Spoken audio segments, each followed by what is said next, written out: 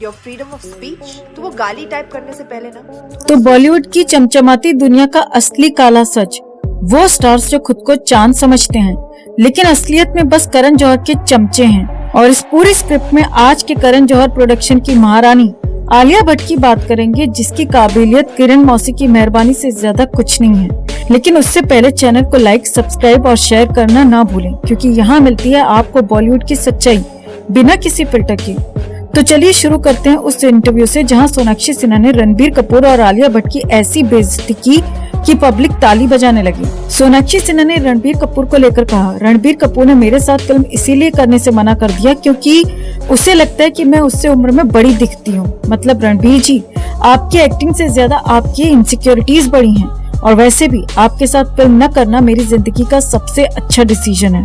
लेकिन असली मजा तब आया जब उन्होंने बताया कि वो उम्र में उनसे 6 साल छोटी हैं। और उसके बाद सोनाक्षी ने किरण मौसी की लाडली आलिया भट्ट पर भी सीधा वार कर दिया।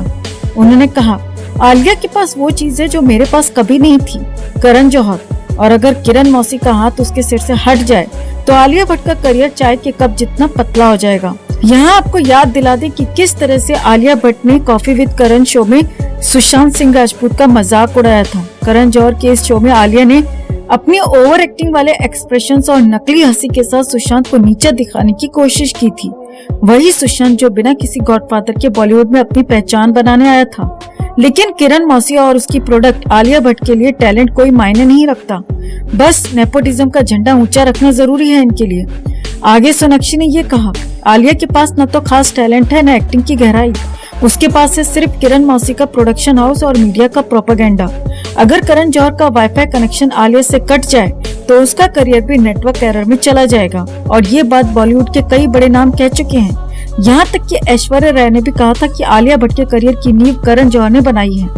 अब आलिया भट्ट की इस पोल खोल के बाद सवाल उठता है कि क्या आलिया सच में टैलेंटेड है या फिर वो सिर्फ और सिर्फ करण जौहर की डमी है। आपको क्या लगता है? कमेंट में इसे लेकर आप भी अपनी बात, अपनी राय जरूर रखें और वीडियो को ज्यादा से ज्यादा लाइक और शेयर कर अपना प्यार और सपोर्ट भी जरूर दिखाएं। 14 जून 2020 के दिन ने पूरी दुनिया को झकझोर के रख दिया। इस दिन एक प्रतिभाशाली एक्टर, अपने दम पर बॉलीवुड में आगे बढ़ रहा सितारा हमेशा हमेशा के लिए अस्त हो गया। अचानक 14 जून की सुबह सुशांत के जाने की खबर आई और सुशांत के जाने के साथ ही बॉलीवुड या कहें कि बॉलीवुड का गंदा नंगा सच भी सामने आ गया। सच्चाई सामने आई ग्रुपिज्म की, नेपोटिज्म की, कैंपिज्म की और किसी को सोशल सर्कल में अकेला छोड़ देने की। बावजूद इसके कि वो बहुत टैलेंटेड है, आपकी इंडस्ट्री में बहुत अच्छी फिल्मों में काम कर चुका है, लेकिन अगर वो आउटसाइडर है, टीवी से आया है, तो हर मुमकिन कोशिश करो उसे रोकने की, उसे तोड़ने की, उसे बार बार बर्बाद करने की, जो कि इस गटरवुड ने सुशांत के साथ किया।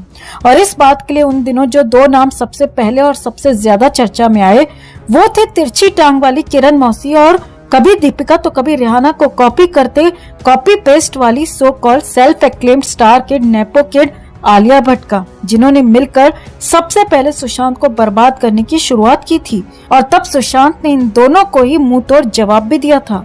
तो आखिर ऐसा क्या किया था किरण मौसी और कॉपी कैट आलिया भट्ट ने? कैसे सुशांत ने दोनों को कर दिया था शर्मिंदा? आपको दिखाते हैं, बताते हैं सब। आप भी इस खबर को ज्यादा से ज्यादा लाइक और शेयर कर अपना प्यार और सपोर्ट दिखाएं और कमेंट में इसे लेकर आप भी अपनी बात, अपनी राय जरूर रखें। चैनल के साथ जुड़कर चैनल को सब्सक्राइब कर हमारी आवाज बने। तो सुशांत के जाने के बाद ऐसी खबर आई थी जिससे पता चला कि सुशांत सिंह राजपूत को न सिर्फ अकेला छोड़ा गया था, न सिर्फ उन्हें बड़े बैनर्स ने फिल्में देना बंद कर दी थी, बल्कि जो फिल्में ऑलरेडी चल रही थी उन फिल्मों को रुकवाने की, देरी करवाने की और उस प्रोजेक्ट को बंद करवाने की भी भरपूर कोशिश की गई थी। वैसे तो सुशांत को रोकने की कोशिश, उन्हें बर्बाद करने की कोशिश बॉलीवुड के कई गुंडों ने की थी, लेकिन आज हम बात करने वाले हैं कि किस तरह किरण मौसी और उसकी उपज, उसकी चमची आलिया भट्ट ने सुशांत को परेशान करने की शुरुआत की थी। जी हाँ, हम यहाँ राब्ता फिल्म की बात कर रहे हैं। आपको जानकर हैरानी होगी कि इस फिल्म में इनिशियली आलिया भट्ट को सुशांत के अपोजिट कास्ट किया गया था। इस फिल्म के लिए आलिया ने अपनी डेट्स तक दे दी थी, वहीं सुशांत सिंह राजपूत ने भी अपनी डेट्स दे दी थी। बताया जाता है कि आलिया ने जल्द से जल्द शूटिंग शुरू करने का प्रेशर बनाया था, क्योंकि वो उस वक्त बिजी चल रही थी। यही कारण था कि फिल्म के प्रोड्यूसर और डायरेक्टर बहुत ही ज्यादा प्रेशर में थे, फिल्म को जल्द से जल्द करना चाहते थे। काफी मेहनत से जल्द स्क्रिप्ट को तैयार किया गया, ताकि शूटिंग शुरू हो सके, लेकिन जैसे ही शूटिंग का समय आया आलिया भट्ट तभी इस फिल्म से वॉकआउट कर गई और यही कारण था कि राब्ता फिल्म कुछ टाइम के लिए डिले हो गई थी। फिल्म की लीड एक्ट्रेस ही नहीं है तो फिल्म की शूटिंग कैसे हो सकती है। कहा जाता है कि आलिया भट्ट ने इस फिल्म से एंड टाइम पर वॉकआउट इसीलिए किया क्योंकि तब करण जौहर ने उसे फिल्म ऑफर कर दी थी, जो फिल्म आज तक नहीं बन पाई है। लेकिन किरण मौसी की इसी फिल्म के लिए आलिया भट्ट ने तब राब्ता से वॉकआउट कर दिया था, करण के कहने पर ही। और बताया जाता है कि किरण मौसी तब सुशांत को बर्बाद करने के मिशन में जुड़ चुकी थी। किरण मौसी दूसरे बैनर्स के साथ सुशांत के खिलाफ गैंग में शामिल हो चुकी थी ताकि इस आउटसाइडर को इंडस्ट्री से बाहर किया जा सके। और तब आलिया की जगह कृति सेनन को इस फिल्म में लिया गया और फिर इस फिल्म को बनाया गया। बताया जाता है कि पहले आलिया के प्रेशर में फिल्म की स्क्रिप्ट रेडी करना और फिर एंड टाइम पे आलिया का ही वॉकआउट कर जाना, ये कारण बन गए फिल्म के ज्यादा न चल पाने की। हालांकि सुशांत की एक्टिंग की तब भी जमकर तारीफ हुई थी। तो जिस वक्त ये किस्सा हुआ था आलिया भट्ट के वॉकआउट करने का, उस वक्त सुशांत सिंह राजपूत ने ट्विटर पर भी अपनी नाराजगी और अपना गुस्सा शेयर किया था, बिना किरण मौसी या आलिया भट्ट का नाम लिए, जिससे साफ होता है कि सुशांत इस गैंगबाजी से कितने परेशान थे। बावजूद इसके वो खुलकर अपनी नाराजगी नहीं जाहिर कर सकते थे क्योंकि ये गैंगबाज पहले से ही सुशांत को आउट करने की कोशिश में लगे हुए थे।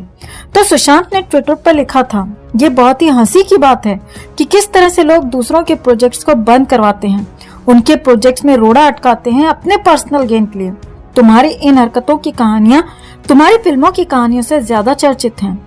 आलिया भट्ट ने एंड टाइम पर किरण मौसी के लिए इस फिल्म को ना कह दी थी क्योंकि किरण मौसी बॉलीवुड में स्नैपो किड की मेंटर है। उसी ने आलिया को लॉन्च किया है और इसने किरण मौसी के बैनर की कई फिल्मों में काम किया है। अब आलिया ने किरण मौसी की फिल्म के लिए राब्ता से वॉकआउट कर लिया, ये वो बात है जो बाहर आई।